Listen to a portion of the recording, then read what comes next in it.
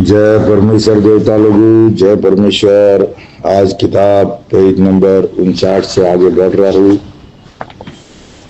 अनुपदास महाराज लिखी किताब जगदीतकारणी। यह जगदीतकारणी जिसको श्री अनुपदास प्रिंटिंग प्रेस चावनी एरमपुरा में सात के प्रसिद्ध किया। तारीख 17 अप्रैल सन 1909 जावेशास विधि 12 संवत 1965। श्री जग परमात्मा ने नम।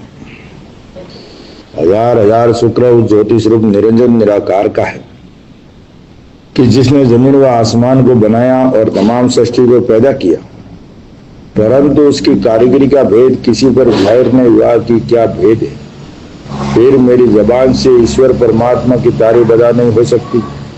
और दूसरा मजमून बदो समुद्र के सो कलम से लिखा जाता कि जो जो करतब मैंने इन सौदागर महाजदान के देखे वो अजब तरह के नजर आए, जिससे मुझ गरीब साध अनुदास को तमाम जहान के हिंदू मुसलमान और साध संत और पंडित फकीर और मुल्कों के राजा महाराजा और सातों आठों और सब विलायतों के बादशाह और दिगर अंग्रेज वगैरह की खिदमत में हाथ जोड़कर अर्ज करना लाजिम आया कि जिसको जादूशाला और राक्षस विद्या और काफिर विद्या और इंद्रजाल कहते हैं वो एक किस्म का पाप है कि जिस तरह से रावण ने चलाया था और मैं और मौत को कब्जे में कर ली थी, पाप के सबब से यानी होम करा करा के बुद्धि भी भ्रष्ट कर दी थी।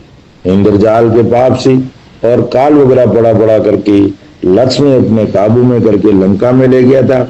और उसी तरह से हिन्नाकंद राजा ने भी चलाया था और उसी तरह से कंस राजा ने भी चलाया था और उसी तरह से कारुण बादशाह ने भी चलाया था। और रावण हिरणाकंस कंस कारुण वगैरह की तरह से बल राजा के बाद से इन सौदागर महाजदान ने भी राक्षस विद्या का पाप चलाया है। सो इन बनियों ने भी मैं और मौत को सारे कर लिए। भाइयों, हिंदुस्तान के सौदागर महाजन बेईमान बनिए लंका के ढेर। ये आज जो चल रहा है ये राक्षसी पाप चलता है, रावण के जैसा, कंस के जैसा, कारुण के जैसा, हिरण्यकश्यप के जैसा, वैसा का वैसा पाप आज भी चल रहा है। और इस पाप के उस्ताद हिंदुस्तान के सौदागर बनिए बेईमान लंका के ढेर है। और आज जो भी जितनी भी दुनिया में खराबी होती है, आपदा विपदा घटना दुर्घटना जो भी दुनिया में पूरा होता है, गर्म का होना, भूकंप का आना, बारिश का कम ज्यादा होना, बादल का फटना और भी कई तरह के रोग, हर बीमारी, कोरोना वरोना जो भी आता है उसके जिम्मेदार हिंदुस्तान के सौदागर बनिए बेईमान लंका के ढेरे, क्योंकि ये राक्षसी पाप चलाते हैं। और इनकी जो राक्षसी पाप करने की फैक्ट्री है जिसको दुनिया सुरग नरक बोलती है, यानी मुसलमानों में तो कहते हैं कि ये जन्नत और दोजख, अंग्रेजों में कहते हैं हेवन हेल्स और हिंदुओं में कहते हैं कि वहां सुरग नरक है और मालिक सजा देता है और मालिक नारकी में डालता है। भाइयों, मालिक न तो सजा देता है, न नारकी में डालता है और न कोई मालिक किसी प्रकार का दुख किसी को देता है। मालिक ने तो सुख ही सुख देता है। मालिक कोई किसी को नहीं मारता है। जैसे अपनी संतान रहती है तो एक बाप अपनी संतान को दुख नहीं देता है, वैसे का वैसा मालिक किसी को दुख नहीं देता है। और आज जो दुख दुनिया में हो रहा है, जो भी दुख हो रहा है भाइयों, उसके जिम्मेदार हिंदुस्तान के सौदागर बनिए बेईमान लंका के ढेरे जो हिंदुस्तान में धर्मात्मा बन के बैठे, उसका पुख्ता सबूत ये किताब जगदीतकारणी है। भाइयों, इसको पढ़ना एक बार सौभाग्य की बात है, इसको चूकना परम दुर्भाग्य। और जब तक इसको नहीं पढ़ोगे, जब तक दुनिया की असली इतिहास, असली बात और असली किताबें आपको समझ में नहीं आएगी। भाइयों, इसके संपर्क के लिए 8905653801 और किताब पाने के लिए हर महीने की 17 तारीख को सावनी एरमपुरा में इस किताब का शिविर लगता है, जहां अनुपदास प्रिंटिंग प्रेस चावनी एरमपुरा में साहब को प्रसिद्ध किया। शिवगंज 307027 राजस्थान, वहां पे आपको ये किताब निःशुल्क मिलेगी, उसका कोई चार्ज नहीं लगेगा। किताब तो अनमोल है, खरीद तो कोई नहीं सकता है, लेकिन ये किताब फ्री में मिलेगी आपको वहां पे। तो एक बार जरूर पढ़िए। और हर घर में ये किताब जब तक नहीं पढ़ोगे, जब तक सतयुग की रचना नहीं होगी, अमन शांति नहीं होगी। अमन शांति के लिए, अगर पूरी विश्व की अमन शांति के लिए पढ़ना है तो भाइयों इस किताब पढ़ के और इसके ऊपर इंसाफ करो, झूठ और सच की तलाश करो, तब जाके दुनिया में अमन शांति कायम होगी, वरना नहीं होगी। और आज मैं पेज नंबर 59 से आगे बढ़ रहा हूँ, जरा गहराई से सुनना, समझना और ख्याल करना। और जिस भाई को भी किताब चाहिए तो संपर्क जरूर करें। जय परमेश्वर, जय परमेश्वर। और रावण की तरह से इन सौदागरान को भी घारत कर देवी, परंतु इनके जाल की खबर नहीं पड़ी। आज दुनिया में इनके जाल की खबर नहीं पड़ी, क्योंकि ये दूसरों के हाथों से करवाते और गुप्त पाप जो इनके कुल के आदमी करा देते। हाँ, गुप्ती पाप होता है, वहां पर इन हिंदुस्तान सौदागर बनियों के कुल के आदमी गए हुए, यानी उनकी औलाद में से 60 करके भेज दिए है, ताकि वहां दूसरे आदमी जावे तो पकड़े जावे। इसके लिए वहां किसी को नहीं भेजा है, वहां अपनी कुल के औलाद को भेजा है। और बाकी संसार में ये पाप जब फैलता है, वहां से ये पाप जाहिर होता है, तब यहाँ आगे लगता है। तो यहाँ सब अपने आदमी काम करे, यानी दूसरी कौम के लोग करके यहाँ ये धर्मात्मा बन के बैठे, यानी यहाँ अगर करेंगे तो पकड़े जाएंगे। तो यहाँ सब दूसरे कौमों के हाथों में सौंप दिया। आज जो भी काम कर रहे, उल्टा सीधा जो भी कर रहे, वो सब हमारी कौम कर रही है, क्योंकि वो बेचारे पुण्य और पाप की समझ तो है नहीं है। पुण्य समझ के कर रहे हैं, लेकिन वो तो काम बदी का कर रहे, पाप का काम कर रहे, पुण्य का तो कर ही नहीं रहे। तो सब हमको उल्टा पकड़ा दिया है। जब तक ये किताब नहीं पढ़ोगे जगदीतकार में, तब तक समझ में नहीं आएगी बात। इसलिए दोस्तों यहाँ पे ये कुछ नहीं करते, 84 लाख कुंडियों पे करते, जहाँ पे नारगी बनाइए, जिसको दुनिया स्वर्ग बोलती है, मुसलमान उसको दो जग और जन्नत बोलते हैं, और अंग्रेज हेवन हेल्थ बोलते हैं। वो हिंदुस्तान के सौदागर बनियों के पाप करने की जगह है भाइयों। और हम लोग उसको सुरग करके बैठे कि वहाँ जन्नत में हुरे मिलेगी और सुरग में मालिक मिलेगा, वहाँ हमको बहुत ऐसा आराम मिलेगा। ये सब फरेब है भाइयों, कुछ भी नहीं है। जब तक ये किताब नहीं पढ़ोगे तो आपको मालूम नहीं पड़ेगा।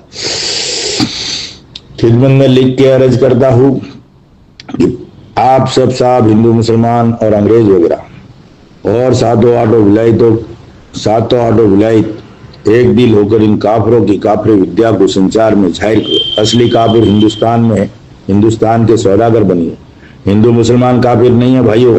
काफिर लोग ये है जो राक्षसी पाप चलाते, जो कुदरत के बगीचे को खंडित करते, वो काफिर है। और वो काफिर हिंदुस्तान में धर्मात्मा बन के बैठे।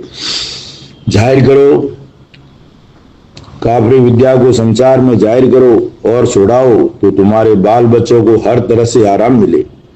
नहीं तो ये काफिर लोग ऐसे है कि सबों को भूल ही भूल में गारत कर देंगे, कि जो फिर तुमको इनके जालों का पता भी नहीं लगेगा। सो तुमको अगर तुम्हारे बच्चे प्यारे मालूम होते हैं तो अपने बच्चे बचने के खातिर इन बनियों के काफरी जाल का बंदोबस्त करो, और इन बनियों के जाल की खबर सातों आठों विलायतों को दो, ताकि अपना भला हो। भाइयों, एक विलायत का काम नहीं है, ये सातों आठों विलायतों का काम है। और 3 लोगों की औलाद ये पाप छोड़ाएगी, हिंदू मुसलमान अंग्रेज। और पूरे विश्व को बचाने के लिए किताब जगदित करनी है, तो ये किताब पूरी विश्व में पहुंचानी भी पड़ेगी और सबको खबर देनी पड़ेगी पूरे विश्व में, तब जाके इसका छुटकारा। और वो भी बुद्धि इन्होंने खराब कर दी है। ये किताब पढ़ने से बुद्धि दुरुस्त होगी, और बुद्धि दुरुस्त होगी जब ये किताब समझ में आएगी, वरना पहले समझ में नहीं आएगी। खबर सातों आठों विलायतों को दो, ताकि अपना भला हो। नहीं तो ये बनिए, कौन? नहीं तो ये बनिए तमाम जहान को गारत कर देवेंगे, कि जिस तरह से हरनाकुंज राजा ने और रावण ने और कारून बादशाह ने राक्षसी पाप चला करके 3 लोग की बुद्धि भ्रष्ट कर दी। अब बताओ भाइयों, रावण, हरनाकुंज, कंस, कारून, मैं पहले ही बता दिया आपको, उन्होंने भी वैसा का वैसा राक्षसी पाप चलाया था और उनका खात्मा करना पड़ा। जब तक खात्मा नहीं किया, जब तक वो पाप चलाते रहे। इसलिए आज भी वैसी की वैसी पद्धति चल रही है, वैसी की व्यवस्था चल रही है, और वो सब पाप की चल रही है। हम लोग कहते हैं ना कि भाई ये कलयुग है, कलयुग है। कलयुग कोई खिलौना नहीं है भाई, कलयुग कोई तमाशा नहीं है। कलयुग हिंदुस्तान के सौदागर बनियों के राक्षसी पाप का कर्तव्य है। और जब ये 84 लाख कुंडियों के ऊपर पाप करते, जब वो बातें सब यहाँ आते सिद्ध हो जाती है और सब लग जाती है, और वैसा का वैसा बुरा करते, क्योंकि उन्होंने पहले हमारी बुद्धि को टारगेट कर दिया, हमारी बुद्धि को भ्रष्ट कर दिया है, यानी कैद कर दिया। हम जो काम करते वो उनके इशारों पे करते, क्योंकि हमारी बुद्धि कैद है, हम उल्टे ही काम करते, सीधा काम तो करते नहीं। 3 लोग की बुद्धि भ्रष्ट कर दी थी, सो 3 लोग सातों आठों विलायतों की, हिंदू मुसलमान और अंग्रेजों को, और जिस कदर जमीन के पर्दे पर आदमी है उनको कहते। 3 लोग किसको कहते भाइयों? हिंदू मुसलमान अंग्रेज, उनको 3 लोग कहते हैं। आकाश पाताल और जमीन, इसको 3 लोग नहीं कहते। 3 लोग सिर्फ हिंदू मुसलमान और अंग्रेज, उनको 3 लोग कहते।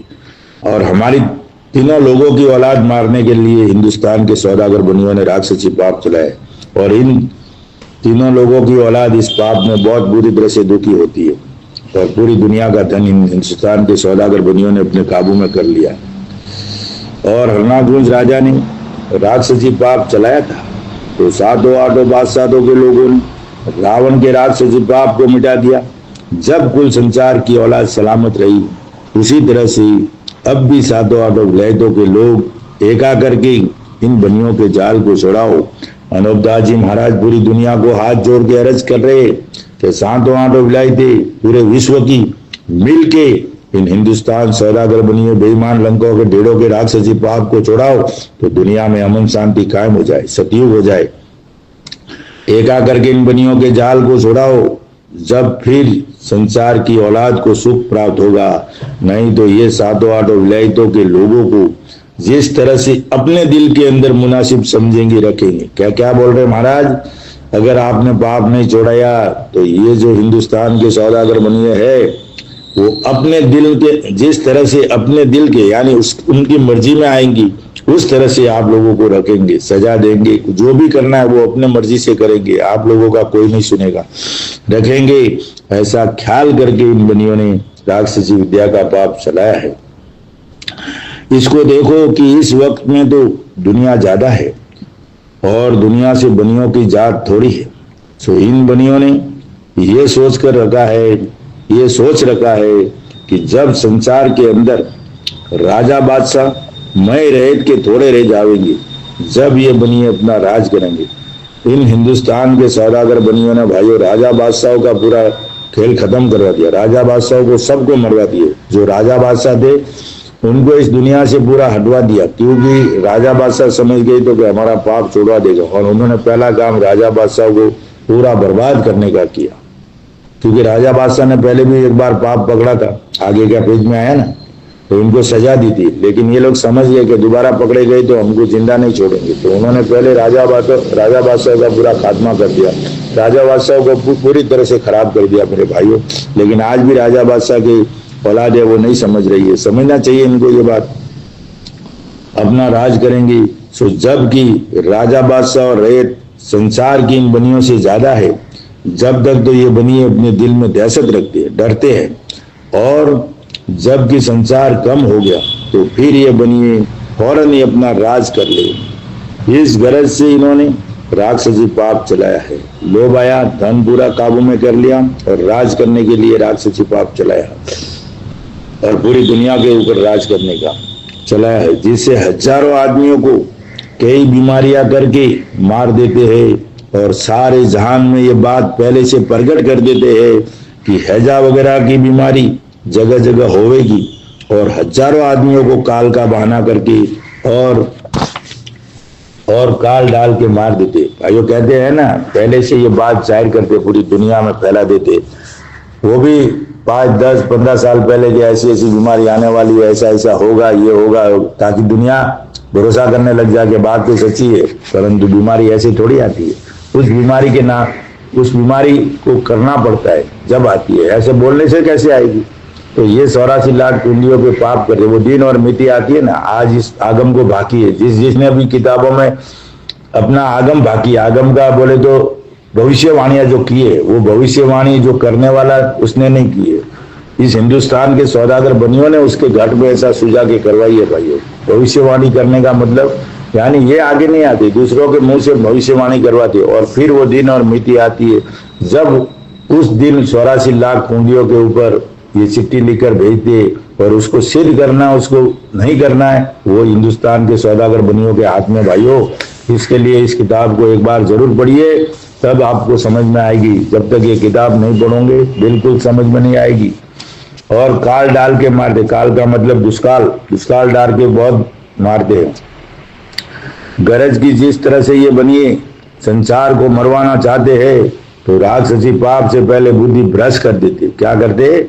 मरवाना चाहते तो पहले बुद्धि भ्रष्ट कर देते और फिर आपस में लड़ा करके मार देते। पहले तो बुद्धि भ्रष्ट कर दे, फिर जाति धर्म में झगड़ा लगा के और फिर आपस में कट कट के मर जाते, लड़ा के मरवा देते।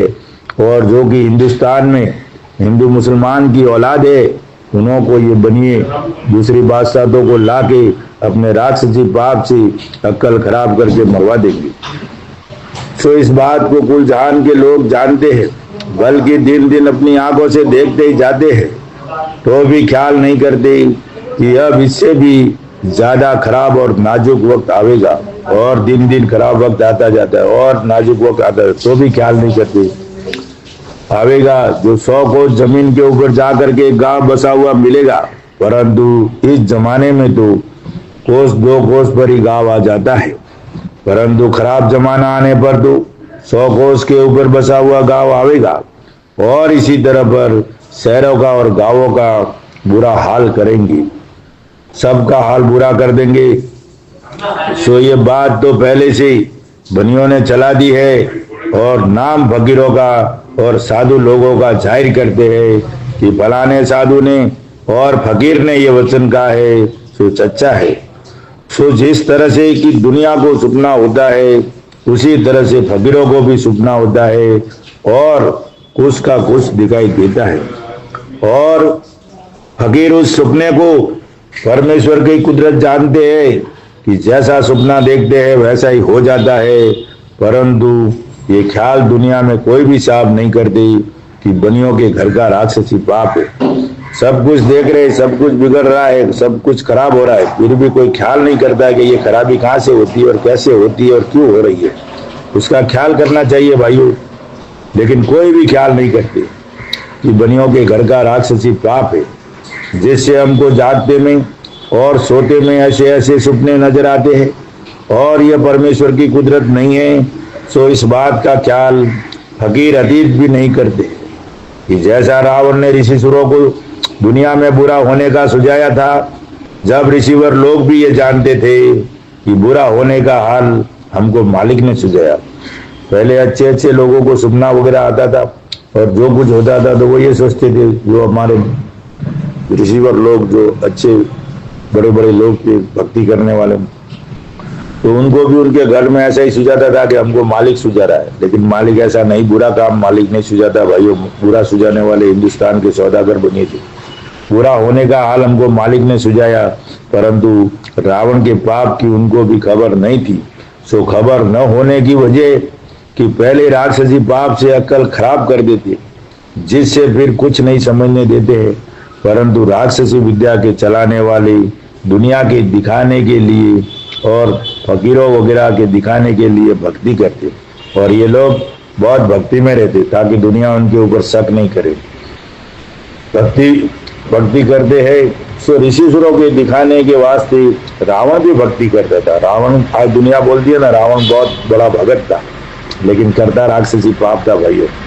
भगत का तो एक चेहरा दिखाता था कि हाँ ये भगत है। जैसे आज हिंदुस्तान के सौदागर बन गए, हिंदुस्तान में धर्मात्मा बन के बैठे कि इनके जैसी कोई भक्ति नहीं, इनके जैसी कोई दया नहीं, इनके जैसा कोई धर्म नहीं करता है।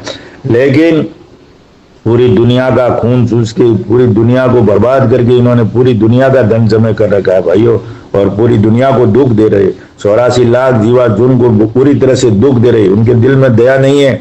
कसाई के दिल में तो एक बार दया आएगी, लेकिन इनके दिल में वो दया नहीं है। इनको तो राज करना है, लेकिन सकल और चेहरा ऐसा बना दिया ना धर्मात्मा का, इसके लिए लोग भरोसा कर रहे।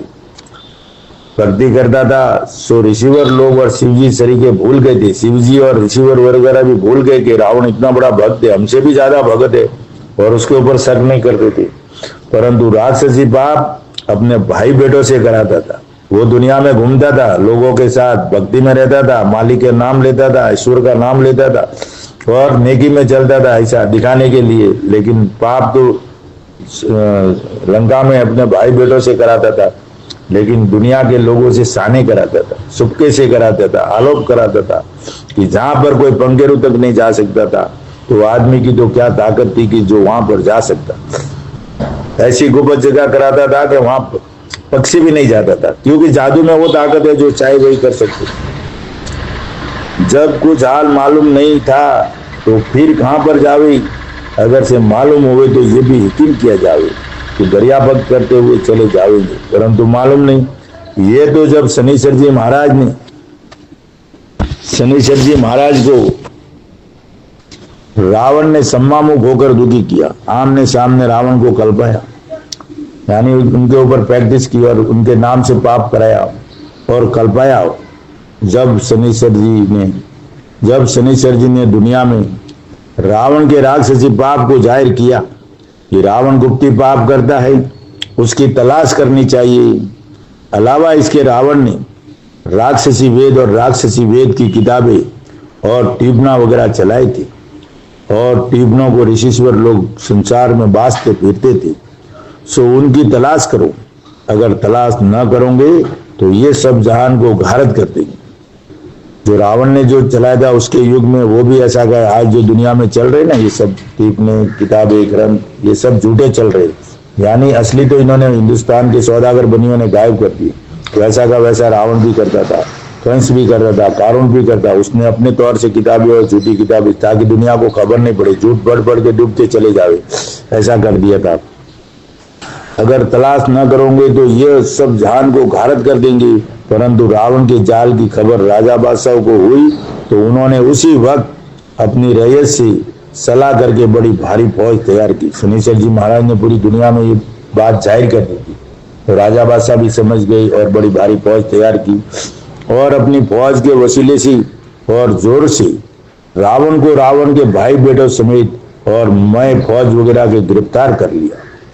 जब रावण के भाई भविष्य को बड़ी भारी शर्मिंदगी हुई, क्योंकि वो न्याय नेकी में चल रहा था, और भविष्य को बहुत शर्म आई कि मेरा भाई ऐसा दुष्ट काम करता है। अभी दुनिया के सामने उनको ओपन कर दिया, तो उसको बड़ी भारी शर्मिंदगी हुई कि जो न्यायिकी दर्जे की शर्म और आबरू रखता था, इसे भविष्य ने अपने बड़े भाई का जाल उस जहान के लोगों पर जाहिर कर दिया।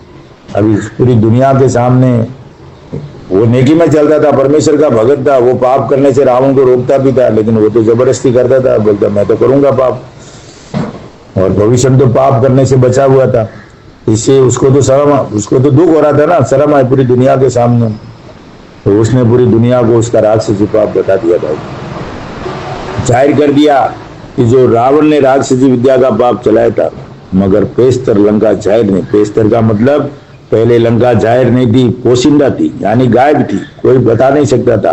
परंतु भविष्य के बताने से और शनिश्चर के कहने से संसार में जाहिर हुई, जिसका हाल साफ तौर पर किताबों से साबित होता है। वो किताबें जो ओरिजिनल है वो आज की किताबों में साबित नहीं है भाई, ये सब झूठी चल रही है, हिंदुस्तान के बनियों ने चलाई है, लेकिन असली किताबें इन्होंने गायब कर दी। जब इनको सजा दूंगे, जब ये बताएंगे, रास्ते से बनिए बाज नहीं आएंगे भाई। परंतु जब तक कोई भी लंका का नाम नहीं जानते थे, लेकिन रावण के भाई बेटे और उनकी औलाद जानती थी। लंका का कोई नाम ही नहीं जानता था पहले, जब तक शनिश्चर जी महाराज और भविष्य ने नहीं बताई थी। लंका का नाम नहीं जानते थे, लेकिन रावण के भाई बेटे और उनकी औलाद जानती थी, और किसी को भी खबर नहीं थी, क्योंकि रावण राक्षसी विद्या का पाप लंका में कराता था।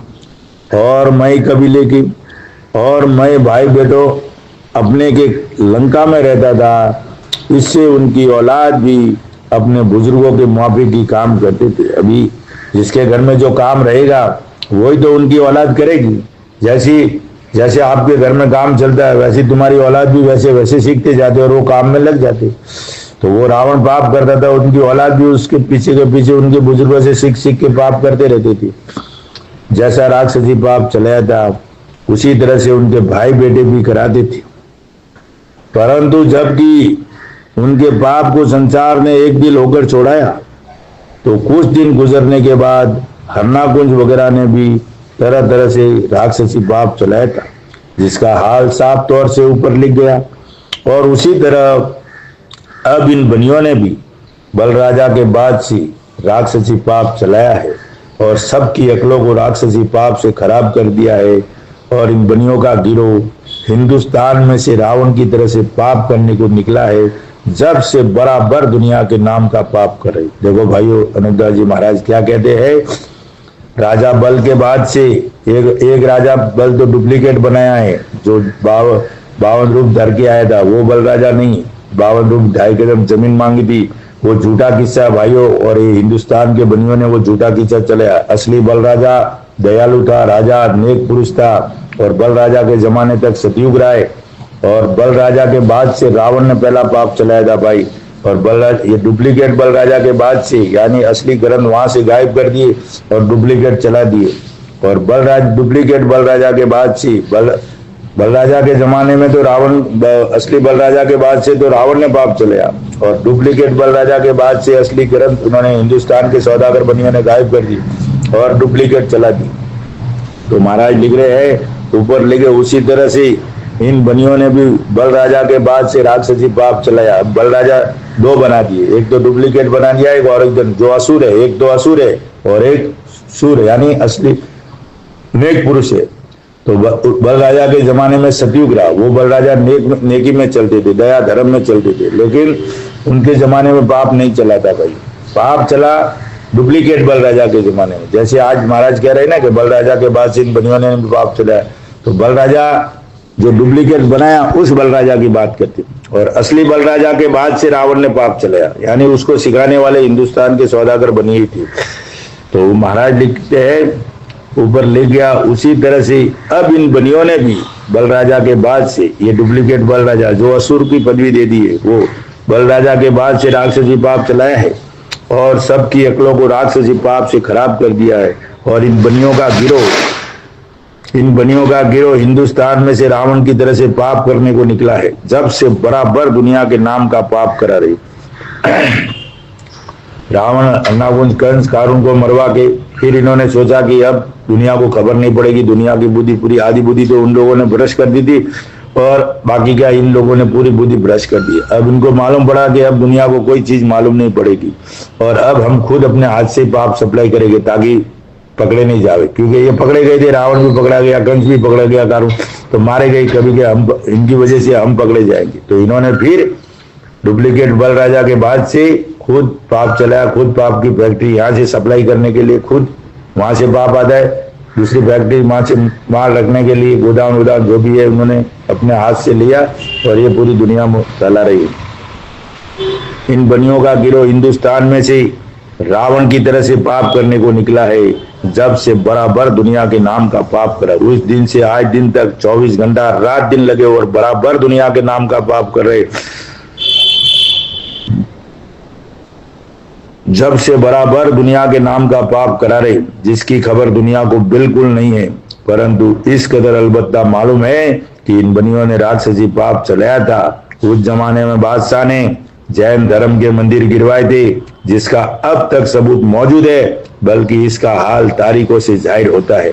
भाइयों, तारीखों से जाहिर होता है, इतिहासों से जाहिर होगा और इसका सबूत भी आज दिन तक मौजूद है। मौजूद का मतलब पुतलियों के नाक और कान काटे थे, इनके मंदिर तोड़े थे ना, जितने जैन धर्म के मंदिर थे पूरी दुनिया के तोड़े थे और पुतलियों के नाक और कान काट दिए थे। भाइयों, तो पहला इनका पाप पकड़ा जब बादशाह ने और राजा बादशाहों ने इसके मंदिर गिरवा दिए थे, और आज वहां से विद्रोह चालू हुआ।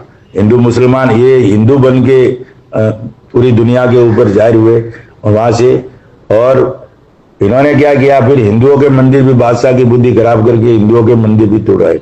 इनकी बात तो दब गई और हिंदू और मुसलमान का लफड़ा चालू हो गया और इनकी बात पीछे रह गई। असल में इनके मंदिर तोड़े थे बादशाह ने, इनका पाप पकड़ा था जब, तो महाराज अनुपदास जी महाराज कह रहे और किताब जगदीपकान ने इसका सबूत है। भाइयों, तो गहराई से सुनो कि भाई बनियों ने राक्षसी पाप चलाया था उस जमाने में बादशाह ने जैन धर्म के मंदिर गिरवाए थे, जिसका अब तक सबूत मौजूद है, बल्कि इसका हाल तवारीखों से जाहिर होता है कि जिस कदर मंदिर के अंदर पुतलियां थी उनकी नाकें तक काट ली थी, उनकी नाकें तक काट लेती, इससे उनकी सूरतें बिल्कुल बदल गई थी। जय परमेश्वर देवता। पेज नंबर 62 है, कल से 62 से आगे बढ़ेगी ये बात, लेकिन मैं उस उसूल में बंधा 3 पेज समाज को समर्पित करता हूँ। कल से इसका आगे का रिजल्ट चालू होएगा और कल पेज नंबर 62 से आगे काम जनहित में जारी रहेगी। कल के लिए आपको इंतजार करना पड़ेगा इस किताब के लिए समझने के लिए। तो भाइयों, आज जो 84 लाख हुंडियों के ऊपर जो पाप चलता है और हम सुरग नरक कहते हैं, वहां पर हिंदुस्तान के बनियों के कुल के आदमी साठ के भेज दिए और वहां पे वो पाप करते। मालिक की कोई दरगाह नहीं है, वहां कोई जन्नत नहीं है, वहां कोई दो जग नहीं है, वहां कोई हेवन हेल्स नहीं है, वहां कोई सुरग नरक नहीं है भाई। वहां जो भी है तो वो है सिर्फ और सिर्फ हिंदुस्तान के सौदागर बनियों के पाप करने की जगह है भाई। वहां सुरग नरक क्यों रहेगा? अगर मालिक सजा देता है तो मालिक वहां जाके सजा क्यों देता है?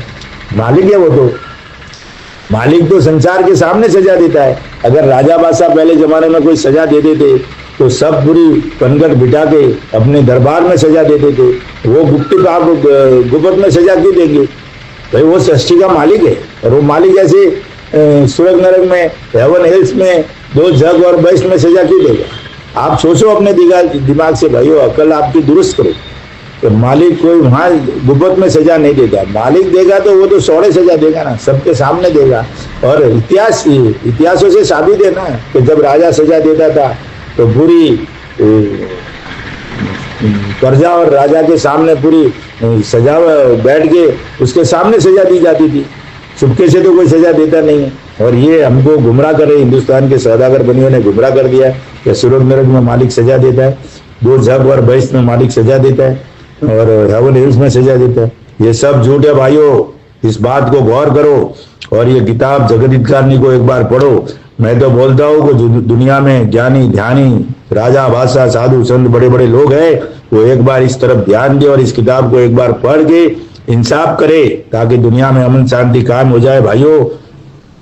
और इस किताब को पढ़ना हमारे लिए सुअवसर है, सौभाग्य की बात है। इसको पढ़ना हमारे लिए बहुत बड़ा दुर्भाग्य है।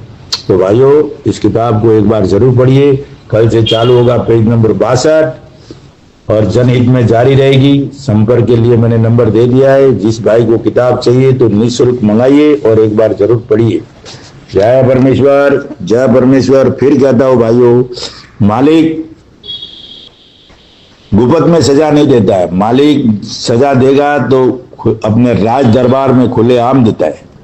पहले भी मालिक सजा देता था तो अपने राज दरबार में बुला के सजा देता था, पूरे संसार के सामने देता था। संसार के बड़े बड़े लोगों को बुला के उसके सामने सजा होती थी भाइयों। गुप्त में सजा नहीं देता है और जो गुप्त में सजा देता है वो दुष्ट होता है, वो पाप कराता है।